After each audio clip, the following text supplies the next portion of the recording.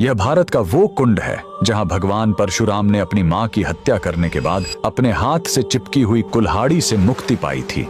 यह कहानी है महान ऋषि जमदग्नि और उनकी पत्नी पतिव्रता रेणुका की। कहते हैं रेणुका हर दिन नदी से कच्चे घड़े में पानी लाती थी और उनके सतीत्व के बल से वह घड़ा टूटता नहीं था। उनके 5 पुत्र थे जिनमें सबसे छोटे थे विष्णु अवतार परशुराम। एक दिन रेणुका ने नदी में कुछ गंधर्वों स्वर्ग के संगीतकार को जल क्रीड़ा करते देखा। उन्हें देखकर एक पल के लिए उनका मन मोह में पड़ गया और उसी क्षण उनके सतीत्व का बल टूटा और कच्चा घड़ा टूट गया। जब वो आश्रम लौटी तो ऋषि जमदग्नि ने अपने योग्य बल से जान लिया कि उनका मन भटक गया था। वो इतने क्रोधित हुए कि उन्होंने अपने पुत्रों को आज्ञा दी, अपनी मां का वध कर दो। जब चारों बड़े भाइयों ने मना कर दिया तो क्रोधित पिता ने उन्हें तुरंत पत्थर बन जाने का श्राप दे दिया। इसके बाद परशुराम ने पिता की आज्ञा को अपना धर्म समझा। उन्होंने भारी मन से अपनी कुल्हाड़ी उठाई और अपनी ही मां का सिर धड़ से अलग कर दिया। उनकी आज्ञाकारिता से प्रसन्न होकर जमदग्नि ने वरदान मांगने को कहा। परशुराम ने तुरंत अपनी मां को फिर से जीवित करने और साथ ही पत्थर बन चुके अपने चारों भाइयों को भी मुक्त करने का वर मांग लिया। सब फिर से जीवित हो गए, मानो कुछ हुआ ही न हो। लेकिन कहानी यहीं खत्म नहीं हुई।